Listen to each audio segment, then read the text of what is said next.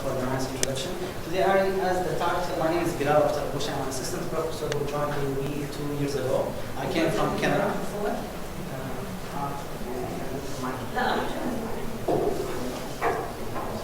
No, I think I will just try to speak loud.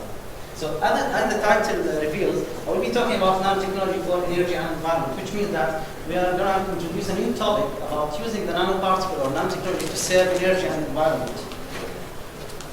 These slides, in fact, summarize the whole idea or the outline of this presentation, where I'm going to use the waste material coming from oil industry or biomass with the aid of nanoparticles as a catalyst to produce syngas, hydrogen specifically. So this is going to be like the major theme of this work will be about. So where's the pointer? So I will start with a brief introduction about the nanotechnology. We all know that nanoparticles are defined as the material that's in the range of the nano size or less than 100 nanometer.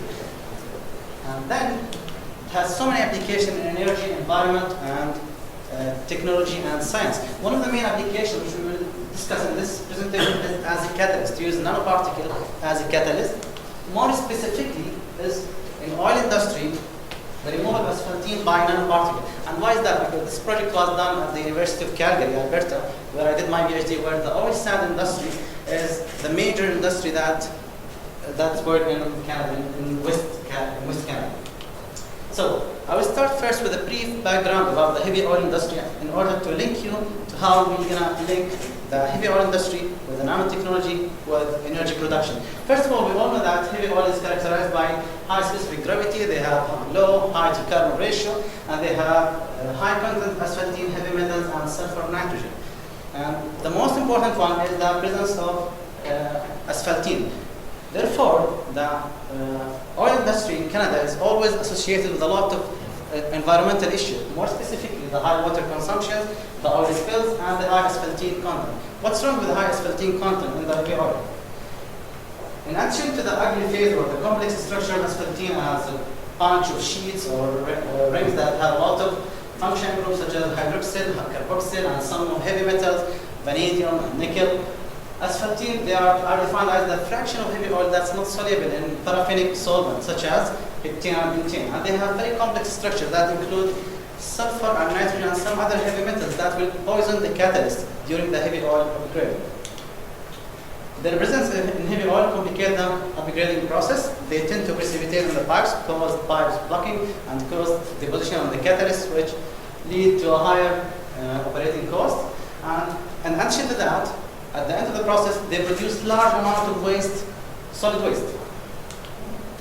So now, we need now to see the link. What's the link between nanoparticle, energy, and industry? So this slide will summarize the main objective of this research was to introduce the nanoparticle in the heavy oil industry in Canada using SAGD process, which is steam-assisted gravity drainage, which is the most common in situ oil recovery in Canada. In this process, what you do, you have two horizontal pipelines. In the first pipeline, you inject steam to reduce the solubility, the viscosity of the oil subsurface. And in another pipeline, you will have the bitumen or the oil sand coming from subsurface to the top. So what we were proposing is that if we can manage to get some ultra-dispersed nanoparticle or particle material, or even the precursors for these materials, and we inject them subsurface, and we allow them, because this operation is under high pressure and temperature, we allow the nanoparticle or the nanocatalyst to be formed in situ inside the reservoir. Then these catalysts or these nanoparticles might contribute to the in situ gasification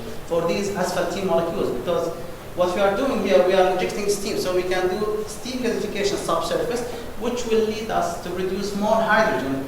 And in fact, we can produce lighter oil.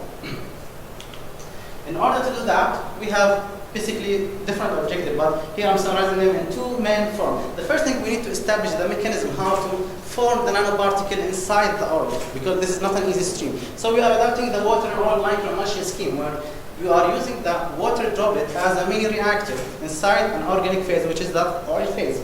And then, as a result, how can you suspend the water droplet in oil? Using the asphaltene, because asphaltene, they act as a surface active agent because they have the hydrophilic group and they have the hydrophobic group.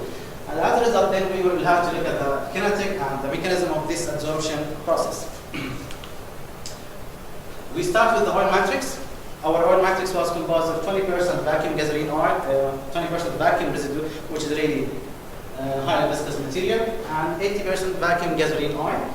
In order to make sure, and the asphaltene content or the heavy hydrocarbon content in that stream was calculated to be around 5%. But we have to make sure that any precipitation took place is due to the presence of the nanoparticle. So we have to run 2 samples with the oil matrix that we have. The first sample has nothing in it, and we have, because our preparation step involved heat treatment, so we have to heat it for at the same temperature for the same period of time, and we did not notice any precipitation. In the second control sample, we add water to the oil matrix to see if the water caused any precipitation for the asphaltene. And in both cases, no precipitation was obtained. So how do we form it? We have the oil matrix, and we have the water droplet. And these water droplets are really highly concentrated precursors, which is nickel nitrate, for example, in the case of nickel oxide, or iron nitrate in the case of iron oxide. So, and as a result, when you run, the asphaltene will attach to the water droplet and will carry the water pool inside the system. So we will have a homogeneous system where the water droplet, which is the mini reactor that you have, are suspended inside the oil matrix. Upon heat treatment, you will produce the nanoparticle, which is nickel oxide, for example, and the surface of that nanoparticle will be covered by asphaltene. Then you do the centrifugation, and you do the DCM washing to do the characterization, and also to count for any precipitation, to find the difference between chemisorption and physisorption material. The TGA to do the kinetic study, and why is that? Because we can't really use any classical technique, because this is a black system where you have a black oil, you can't see anything inside, and you can't calculate how much is the percentage of material left inside the system. So you have to use the TGA, which is the thermal gravimetric analysis, in order to count for how much absorbed material is on your adsorbent. Characterization, XRD, we did this to confirm the structure or the formation of our nickel oxide nanoparticle, as in the peaks. We do TM analysis to count for the particle size diameter, and DDX also to confirm the structure of those nanoparticles, and the particle size was found to be around 0 to 10. And it's important to highlight the fact that due to heat treatment, we also end up in a situation where we have really highly aggregate nanoparticles. We did surface area characterization. It wasn't good. Why? Because we couldn't really take all the asphaltene out of the nanoparticles, so we have to do, in our calculation, we have to base our calculation based on the geometrical surface area. We can't count on the VET, because our VET data is not realistic. So we assume that we have a spherical particle of nickel oxide formed in the oil matrix that have a diameter of 12 nanometer, which is relatively close to the commercial nanoparticle that we used in the same study. This is the thermal gravimetric analysis, or TGA, how we calculate the mass loss or the uptake of the nanoparticle. We have always control sample for the asphaltene itself. We have the control sample for the nanoparticle, in-house nanoparticle, commercial nanoparticle, and in situ prepared nanoparticle. Absorption kinetic. We have done the absorption kinetic to see how long it will take us to reach the equilibrium. Based on this study, we reach equilibrium within 2 hours, which is better than the classical catalyst, where it will take up to 24 hours to reach the equilibrium. And one important thing to highlight is that when we wash with DCM, you end up in a situation that more than 90% of your absorbed material is gone. And the reason for that this is basically deposition or physical absorption, not chemical absorption. The conclusion, we were able to produce or synthesize nickel oxide nanoparticle inside the heavy oil without using thermal process, thermal conversion, without using any surfactant.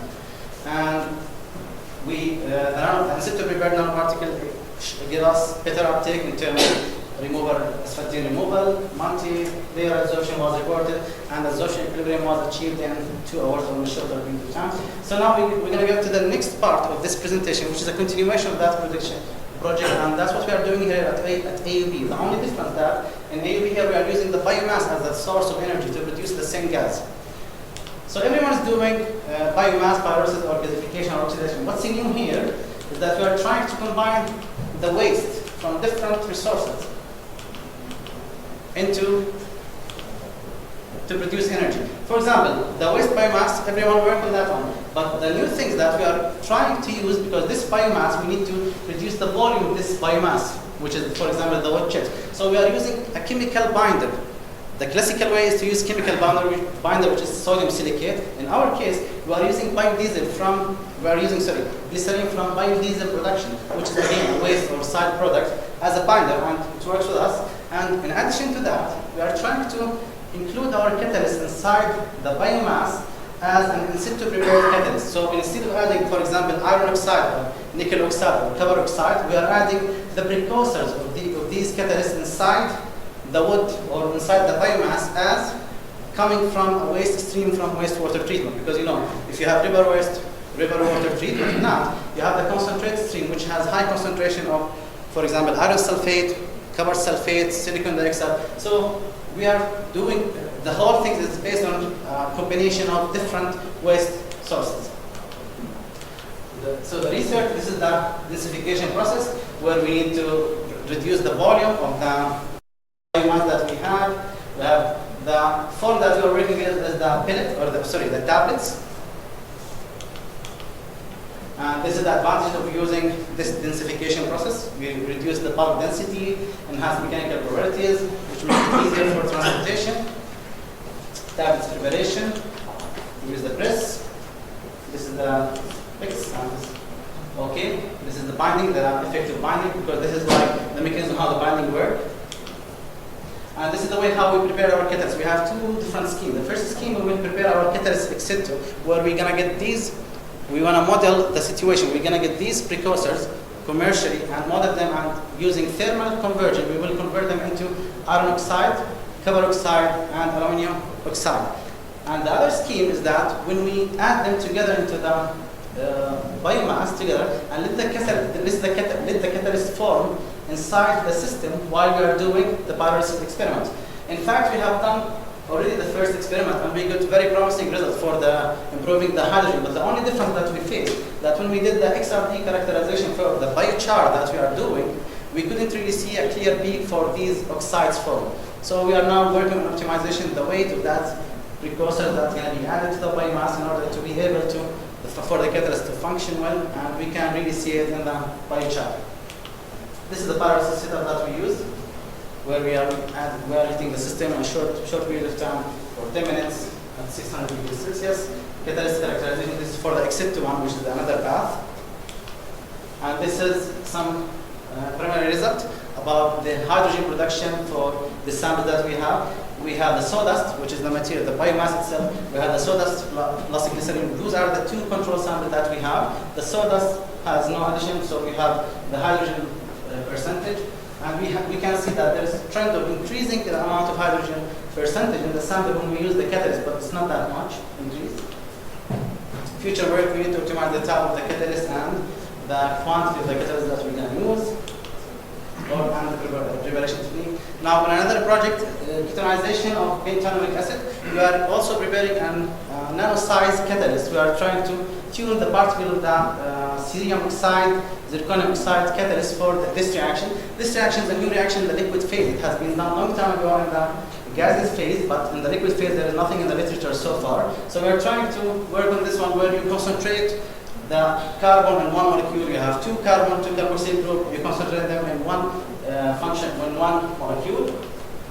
And the last project is about using the metal organic framework with the collaboration with Dr. Mazen and Dr. Ahmedi to remove heavy metals from water, specifically arsenic and lead.